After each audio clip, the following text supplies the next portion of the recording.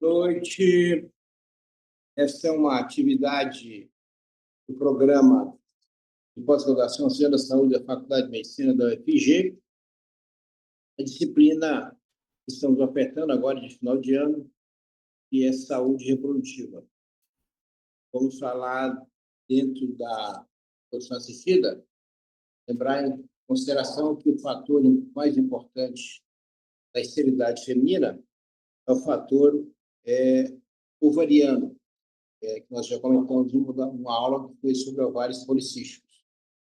Vocês tiveram também aula de fertilização assistida, ciência da fertilidade de baixa complexidade, especialmente a inseminação artificial, e a fertilização de alta complexidade, que é a fertilização in vitro. O segundo fator feminino, portanto, da mulher mais importante, é o fator chamado tubo peritoneal, que envolve doenças da trompa, as tubas uterinas, doenças do peritônio. Nesse grupo se envolvem as doenças inflamatórias pélvicas, que são as infecções que as mulheres adquirem, e envolve também as questões ligadas à endometriose, que foi outra aula que vocês tiveram. A endometriose também promove alterações nas trompas e no peritônio, e com isso gera infertilidade e esterilidade nas mulheres. Esse é o segundo fator mais frequente. Nós vamos falar hoje sobre a doença inflamatória pélvica, as infecções ginecológicas que acometem a parte alta ginecológica, portanto, o útero, tubas, peritônio, e essas infecções podem chegar até no fígado da mulher, porque a cavidade vaginal, ela tem canal superior que passa pelo útero, pelas tubas uterinas, e se comunica com a cavidade peritoneal. Então, pode um agente infeccioso do pênis do parceiro e parar lá no fígado da mulher, gerar, então, a periapatite naquela mulher. Tanta preocupação com as doenças sexualmente transmissíveis, as IST, por conta dessa condição de lesão, tanto da parte pélvica da mulher quanto da parte do abdômen superior. Próximo. E o que essa doença promove? A doença inflamatória pélvica, a doença bacteriana, que acomete a parte ginecológica da mulher, a parte alta, gera na mulher esterilidade, gera dor, né? Inflama a pelve. Dor para deambular, dor para ir na ginástica, dor na academia, dor quando movimentar o carro, dor na relação sexual, dor menstrual, era dor em geral. Então, acomete, atrapalha muito a vida da mulher. Deixa de ser saudável pela dor e gera também a conotação da esterilidade, que é o tema dessa apresentação. As infecções ginecológicas se dividem em dois grandes grupos. As infecções baixas, do colo uterino para baixo, então, parte externa do colo uterino, vagina e vulva, chamada então de vulvaginites, né? Entre elas a candidíase, entre elas a gardnerella, que são bactérias aí da flora vaginal, da flora perianal. Essas bactérias e fungos, parasitas, ficam nessa região. Eles quase nunca sobem para a parte alta ginecológica. Então, isso não tem importância na condição da reprodução assistida, e da reprodução humana e da esterilidade. O outro grupo é o grupo das bactérias, principalmente bactérias, porque os fungos e vírus não fazem isso. As bactérias ascendem o canal cervical, a cavidade do colo uterino, e por planimetria ascendem dentro da cavidade uterina, gerando, então, na cavidade de inflamação. Então, toda bactéria acima do orifício interno do colo é uma doença inflamatória pélvica. Então, o conceito é a presença de agente infeccioso acima do orifício interno do colo. Para baixo é uma vaginite, uma cervicite. Então, isso tem importância clínica na reprodução, são essas doenças altas, que acometem, portanto, do endométrio para cima. Então, o que nos interessa é isso. Das infecções que fazem isso, os agentes de natureza sexualmente transmissível, que vêm do pênis do parceiro, por isso a importância da vida sexual com preservativo, mas acaba que os casais não praticam preservativo, né, porque os homens detestam preservativo, a camisinha. A ausência da camisinha favorece as infecções, tanto as cervicites, pelo HPV, a Gardnerella, quanto pelo Trichomonas, e também os agentes que sobem e fazem o tema dessa aula, que é a DIP, doença inflamatória pélvica. Essa DIP, portanto, é de natureza sexualmente transmissível. Os agentes tais comuns são gonococos, a gonorreia, a clamídia, trachomatis e micoplasmas. Os três, especialmente os dois primeiros, são de natureza sexualmente transmissível. Próximo. Então, a dor que acomete essa mulher, além da esterilidade, é uma dor de natureza aguda. Ela pega o agente, a dor é agora, recente, começou há 3 dias, há 2 dias, uma dor aguda. Mas, à medida que avança o procedimento, ela pode se tornar uma dor subaguda, arrastada, e, com o tempo, depois de 6 meses, 1 ano, 10 anos, uma dor pélvica crônica. A mulher está sempre queixando de dor. Tá? É aquele velho aforismo que o fato de ser mulher porta dor, isso não é verdadeiro. A conduta tem que ser considerada como importante e deve conduzir, assim, e proteger essa mulher da dor, da função da área de saúde que cuida da saúde da mulher. Próximo. A dor cíclica, habitualmente ligada a período menstrual, período ovulatório, essas dores não têm importância como fator patológico de esterilidade. Né? São dores cíclicas, são dores periódicas, são dores funcionais, né? Ou disfuncionais. Não tem essa natureza da inflamação. Próximo, a inflamação bacteriana. A dor, então, pélvica aguda, essa de natureza ginecológica, que nós estamos comentando, é a dor sexualmente transmissível, a dor desses agentes que vêm do pênis contaminado. Mas a dor pélvica no baixo pode ser natureza intestinal, pode ser natureza urinária, pode ser natureza da musculatura da região perineal. Próximo. Mas o que nos interessa hoje é a dor ginecológica, e essa DIP, doença inflamatória pélvica. Por ser da OMS, da União de Saúde, DIP é sinônimo de DST ou IST, infecção sexualmente transmissível. Assim que a mulher adquire o agente, que geralmente é do pênis contaminado, esse agente acende o canal cervical, o colo uterino, e aí eu tenho, então, uma doença aguda, tá? E começa com uma endometrite, a inflamação do endométrio. Então, a gente sobe por volumetria na cavidade uterina e entra na cavidade da tuba uterina da trompa, fazendo, então, uma salpingite. Aí ele cai na cavidade peritoneal, perto do ovário, faz uma salpingo-oforite, cai no peritônio pélvico, que é a membrana interna do abdômen da mulher, fazendo uma peritonite. E pode chegar até o fígado, fazendo uma perihepatite. Isso é tudo recente, coisa que dura menos de 2 semanas, geralmente coisa de 3, 7 dias. Se essa mulher trata mal ou não trata e aquilo se arrasta, ela passa a formar uma condição chamada fase subaguda, onde gera coleções de pus. Na fase aguda, a bactéria está presente, mas não tem pus. Como uma coleção de pus purulenta, essa coleção se chama abscessos. É uma doença arrastada em 2 semanas, 3 semanas, geralmente forma coleções purulentas de pus dentro da cavidade abdominal, e são, então, as coleções de conotação de natureza de abscessos, vamos por coleções abscedadas. Então, na fase aguda e subaguda, o agente está presente, a bactéria está lá. Quando a bactéria tem uma remissão, geralmente no tratamento, podem ficar sequelas naquela cavidade pélvica daquela mulher. E as sequelas são de 2 vertentes. As aderências, então a DIP promove aderências. Ou coleções hialinas, onde havia pus, pode virar água. Tá? Uma representante daí é a coleção de água dentro da trompa, da tuba uterina, que é o hidrossalpingo. Então, a aderência e o hidrossalpingo são promotores de dores e promotores de esterilidade feminina. Em populações gerais, os ovários policísticos são a causa mais importante, fator ovariano, da esterilidade feminina, e a doença inflamatória pélvica é o segundo fator. Nem populações de menor poder aquisitivo, a DIP passa a ser o fator mais importante de esterilidade feminina. As meninas adquirem esse agente infeccioso quando tem 14 anos, entre 14 e 18 anos. E daí a 10 anos, quando ela deseja engravidar, ela não consegue. Passa a ter vida sexual aos 14, sem preservativo, para ter prazer. Depois ela vai ficar com dor pélvica, dor na relação sexual, e quando ela desejar ser mãe, ela vai ter dificuldades. Próximo. E aí, os episódios de infecção de repetição, porque o pênis contaminado penetra aquela mulher, gera uma infecção. Depois ele penetra de novo, gera nova infecção. Vai repetindo as infecções. Se ela tiver um episódio de DIPA, ela tem 12% de sterilidade. É muito alto, né? Muito alto. 2 episódios, ela é 25%. 3 episódios, 50%.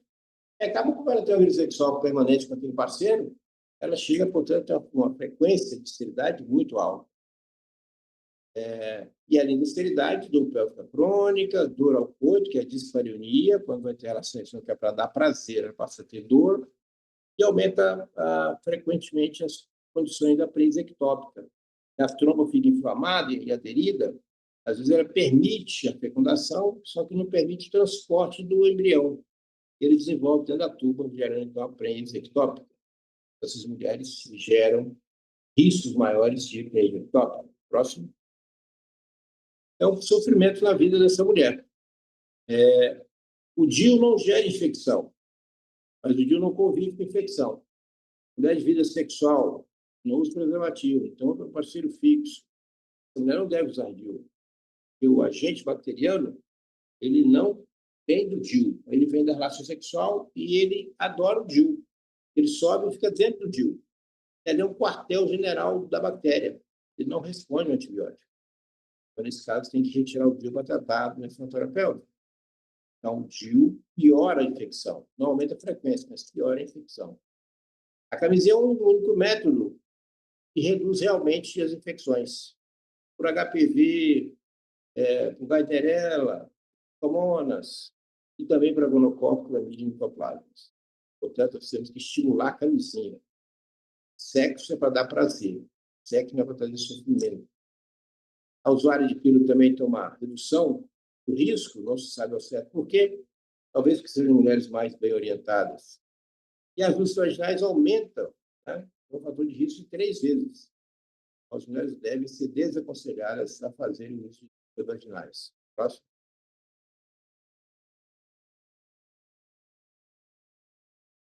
Próximo. Na fase aguda, quando a gente está lá, ela acabou de adquirir o próximo, e vem com dor, com febre, né? Então, conceitualmente, a presença do agente infeccioso assim, do orifício externo do colo, excetuando o ciclo gravídico. A mulher não deve estar grávida, porque a gravidez não permite a ascensão tradicional da DIPA. Se a mulher grávida pega um agente infeccioso, geralmente não prospera, ou se prospera, ele gera coriomielite e gera risco de ruptura de bolsa, abortamento e parto prematuro. Portanto, esse conceito da mulher ginecológica, a mulher não grávida. Se olhar em cima à direita, esse esquema está lá, o útero, a tuba toda vermelha, e o ovário. Então, ela está na fase aguda. Então, a hiperemia da tuba. A fase aguda, ela fica assim, uma salpingite. À nossa direita, nós temos uma tuba cheia de material também vermelho, inflamada, que é a tuba cheia de pus. É a fase subaguda dos abscessos. Aí seria um pio salpinjo, né? Pus dentro da tuba. Tem também o abscesso ovariano, que fica aí envolvendo o ovário e a trompa. E nós, embaixo à esquerda, nós temos uma tuba cheia de água, que é o ídolo salpinjo, e temos ao lado aderências. Aderência em torno da trompa e aderência em torno do ovário. Aderências anexiais, muito característico da sequela da doença sinovial pélvica.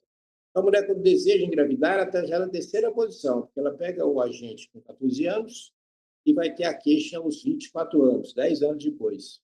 Aí ela vai estar com essa trompa cheia de água, o salpinjo está com a pseudocistos peritoneais e aderências. Próximo. É uma doença que é previsível e prevenível, basta usar o preservativo. Né? Então, é uma fase aguda. DIPA, ela se apresenta como um quadro portador de dor pélvica aguda, febril, né? E o exame clínico é dor. Dor ao exame ginecológico, dor ao toque, a gente chama de grito de Douglas, quando toca o fundo de saco atrás do útero, a mulher grita de dor. A de dor que chama grito de Douglas. E, além disso, como faz exame especular para colher a prevenção, o ginecologista observa a secreção purulenta, pus saindo pelo canal cervical. E ele pode fazer o primeiro exame complementar, que é colher esse material, fazer bacterioscopia e cultura. Bacterioscopia, pesquisando clorococo, no método de Gram, e a cultura pesquisando outros agentes, mas pode ver também PCR, biologia molecular, por exemplo, a clamídia, identificar o agente no seu DNA, portanto, a sua identidade própria. Próximo.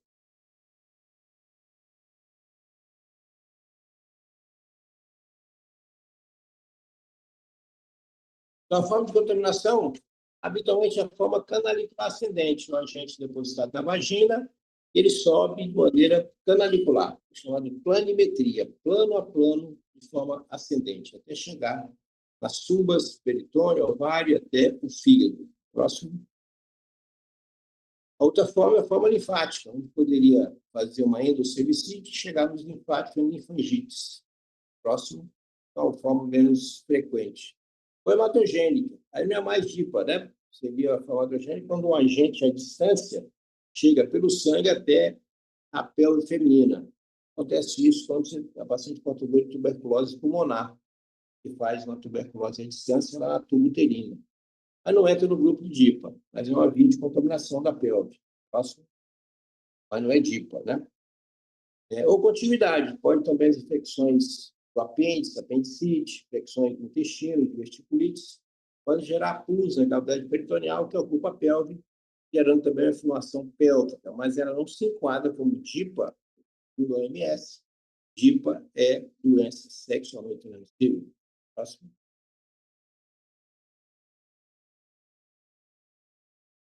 Aí está, a demonstração do útero. Baixo na esquerda, nós temos o canal vaginal embaixo, cavidade uterina, então a gente sobe, faz uma endosservicite, entra na cavidade endometrial, endometrite, entra na tuba, à nossa direita, que é a tuba esquerda, salpingite, cai na cavidade peritoneal. Portanto, essa composição só existe na mulher. O homem não tem essa comunicação do meio ambiente com a cavidade peritoneal. Um agente lá do pênis, do parceiro, pode chegar no fígado da mulher, de maneira direta, em planimetria. Próximo.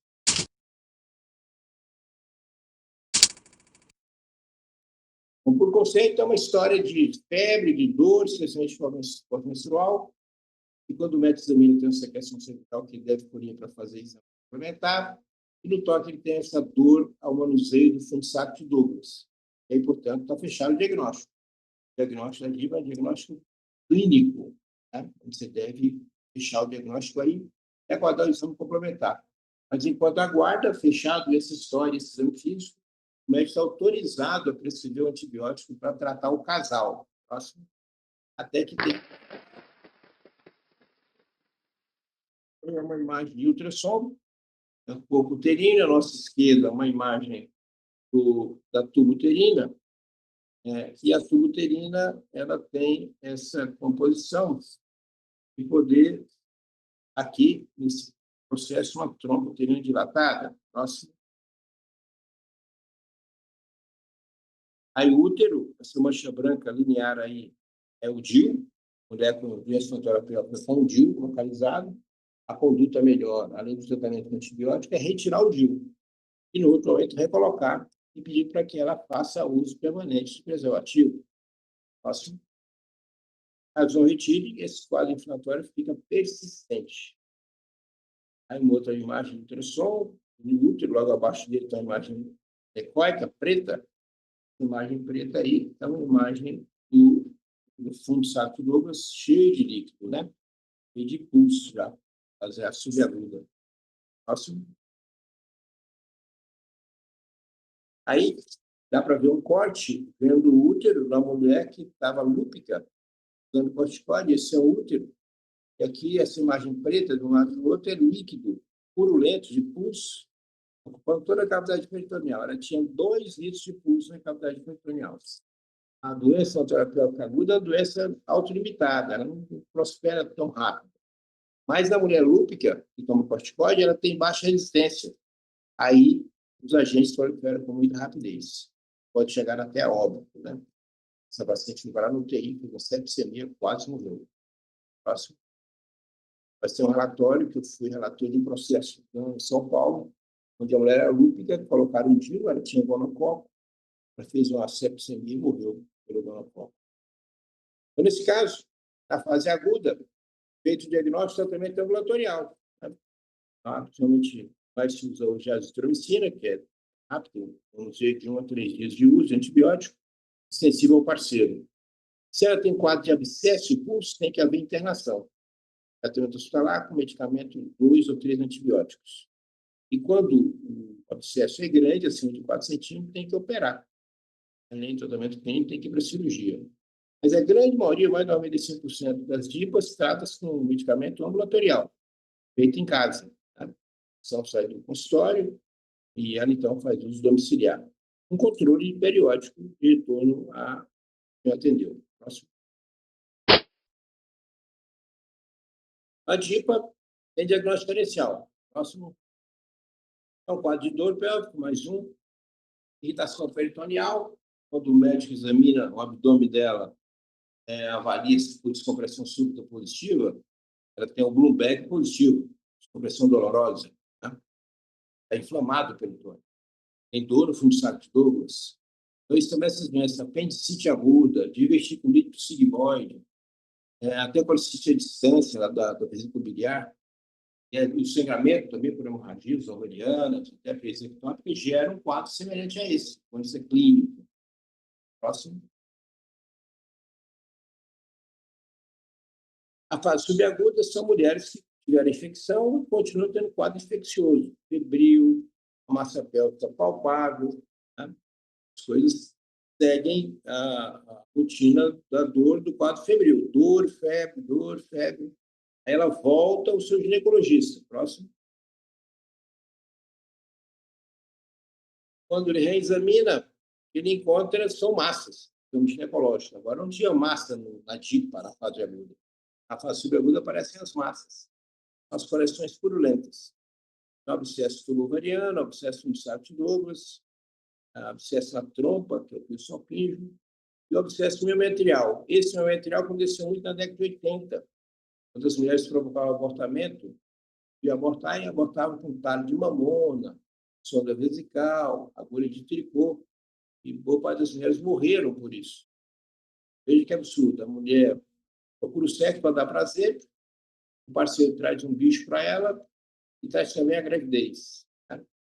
E aí ela engravida, pode não ter filho, que o parceiro abandonou, ela vai para o abortamento. E ela está com a vagina contaminada. Coloca uma sonda vesical contaminada. Funciona aquele útero. Ela morre. Não morrer porque estava à procura do prazer, procura de ser feliz. Família é um absurdo. É contra a saúde da mulher. Então, essas mulheres hoje não morrem mais, porque não existe mais esse abortamento provocado nesse formato. Elas abortam ainda por aborto provocado, mas usam medicamentos para isso, tipo misoprostol. Né? Próximo. O abscesso miometrial desapareceu. Já foi importante. Então, na parte a clínica é de uma história arrastada de infecção. Havia infecção e ela não foi tratada, maltratada ou não tratada, e a infecção se arrastou. Aí gera, portanto, um quadro de coleção purulenta, de abscesso. Próximo. A sonografia passa a ter importância. Na fase aguda, a sonografia tem pouca importância porque não tem massa, que agora nós temos uma massa de pulso. Próximo. A massa pélvica. Essa imagem, uma coleção aí do Netter mostrando a imagem do meio e embaixo, a do meio especialmente é de abscesso. O abscesso que é infeccioso já tem uma reação aderencial em torno dele. E quando ela sai da fase aguda, dessa fase bacteriana, e com as sequelas vem embaixo. Que são aderências das coleções hialinas, císticas. Nesse caso, pseudocisto tubo-ovariano, pseudocisto pélvico. Próximo. A imagem do ultrassom, se olhar com cuidado, nós estamos com a imagem aí, bexiga em cima, esse preto, aqui o útero, e logo abaixo, em cima da coleção de pulso, esse pretinho embaixo, janecóide com debris, caracterizando, então, a infecção de abscesso. Próximo. Próximo. Aí uma outra imagem, bexiga em cima, esse preto, aqui o útero, a imagem aqui à nossa direita, preto também. Isso é pulso dentro da trompa, caracterizando o fio salpínico. Próximo. Aqui embaixo o mesmo formato. Próximo. Aí o outro formato. Está dentro daquela bola, uma mancha branca, é o DIL. Uma coleção de pulso aqui no ovário direito, né? Acompanhando o DIL. Próximo. É um quadro infeccioso importante. Aqui uma coleção cheia de debris, um abscesso pélvico. Então, veja, a evolução que era para não existir, porque essa doença é previsível e prevenível. Então, ter a doença é falta de assistência educacional e assistência à saúde preventiva, né? A medicina e saúde é a arte de prevenir, também de curar. Mas antes de curar, precisa prevenir. Próximo. Próximo. Então, o tratamento geralmente é antibiótico. Próximo. Mais um. Então, de maneira geral, tem que retornar.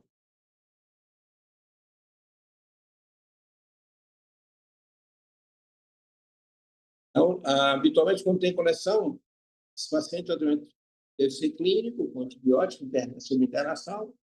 Ele reduzir, desaparecer o abscesso, considera resolvido. Abscessos grandes que não responderam ao antibiótico, tem que ir para a cirurgia abdominal. Ou laparoscopia, aquela do laser pela cicatriz umbilical, ou pela laparotomia, que é de barriga aberta, igual cesariana. Aí tem que drenar as coleções purulentas. Internado o paciente que é 5, 7 dias sob internação. E tem uma variante que é o uso da ultrassonografia. Em vez de fazer invasão abdominal, se faz a punção dessas coleções purulentas. Próximo.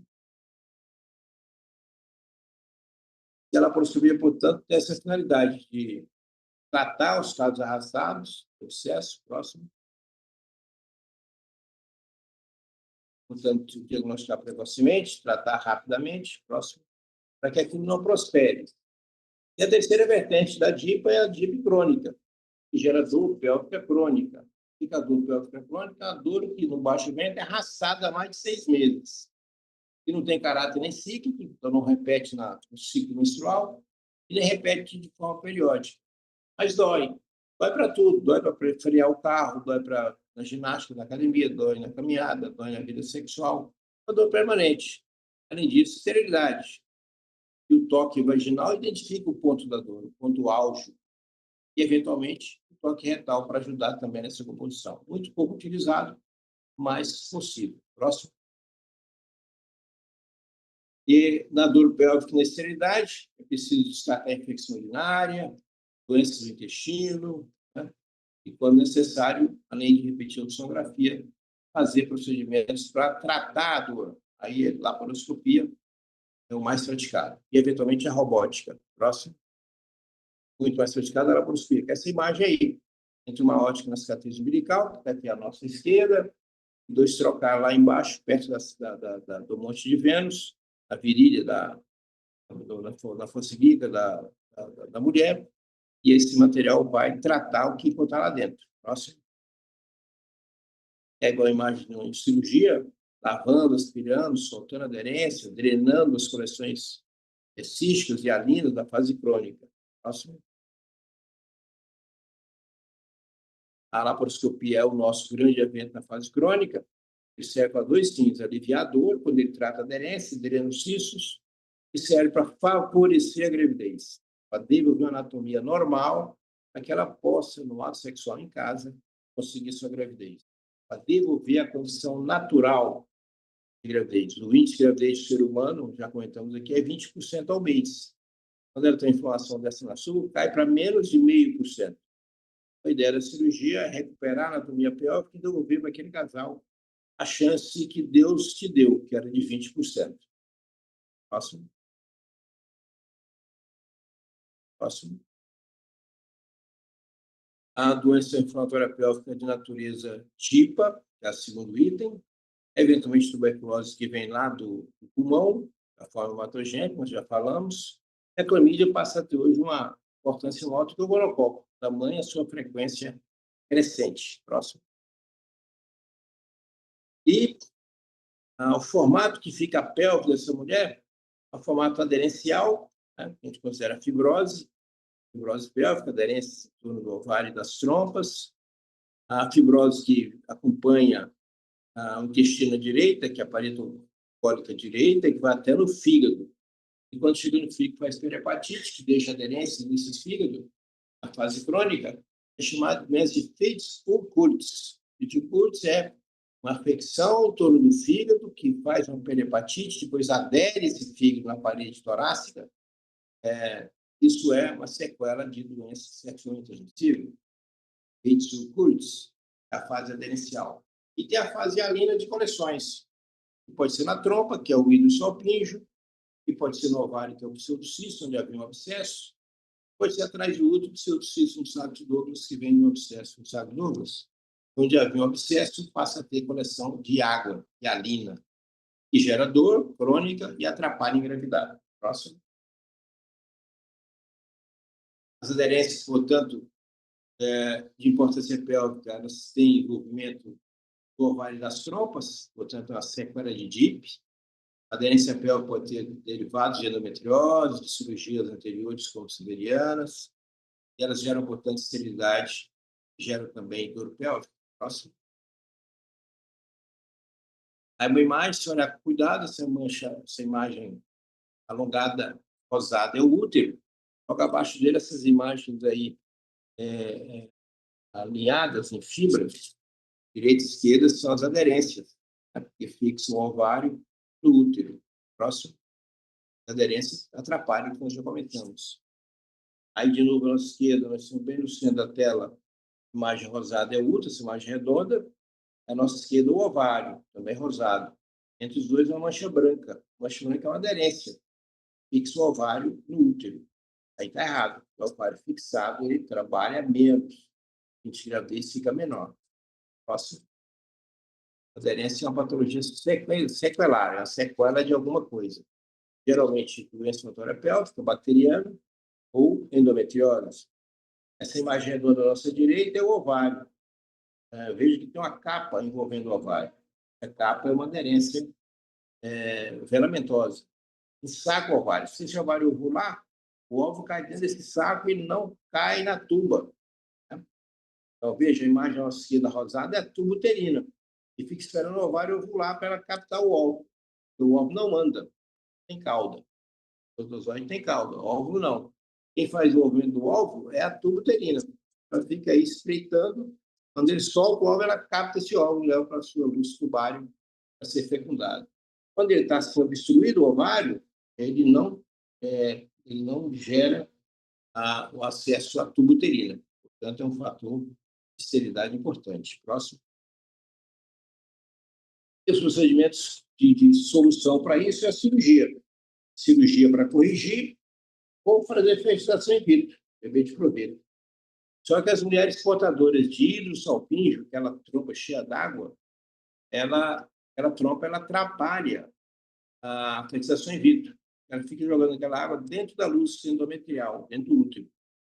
Mulheres portadoras de hidrossalpíngeo tem dois caminhos. Cirurgia laparoscópica, essa que nós estamos falando, para abrir a boca dessa trompa, essa salpingostomia.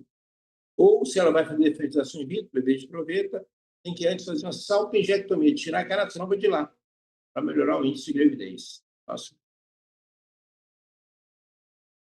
Aí nós estamos tendo uma imagem branca, redonda é o ovário, e a sua esquerda rosada é uma trompa operada, a trompa estava obstruída, abriu-se a trompa, esse homem engravidou depois de 3 meses em casa. Próximo.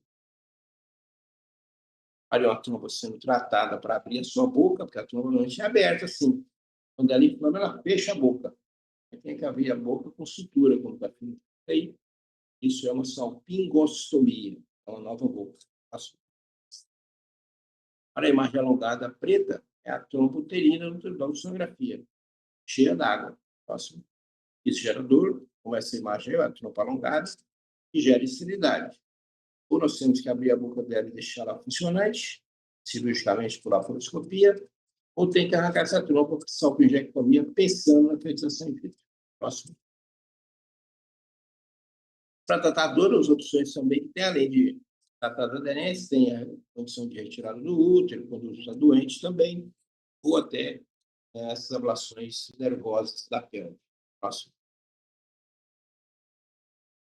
Varizes pélvicas geram dores, mas não atrapalham engravidar.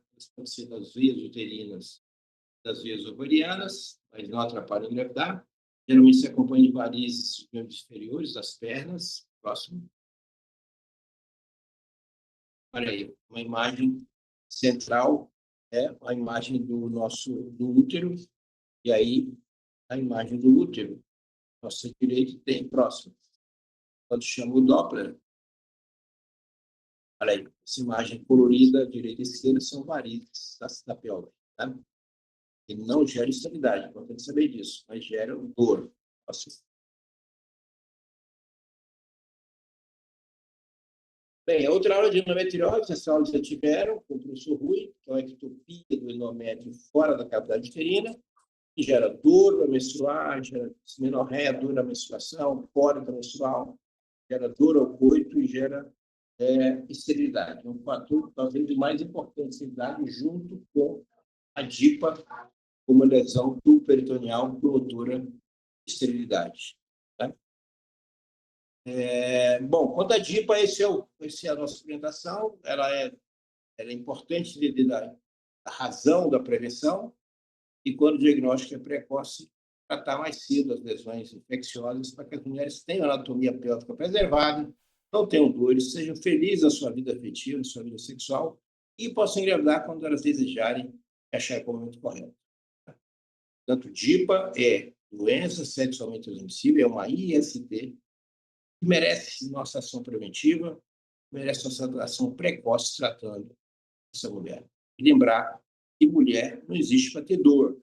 Mulher com dor está errado. Assim como homem com dor, criança com dor, ser considerado como tal, tem que ser tratado com humanismo, dar ela uma completa assistência à saúde feminina. Boa noite, pessoal. À disposição. Boa pergunta, pode mandar aqui no chat. Forte abraço.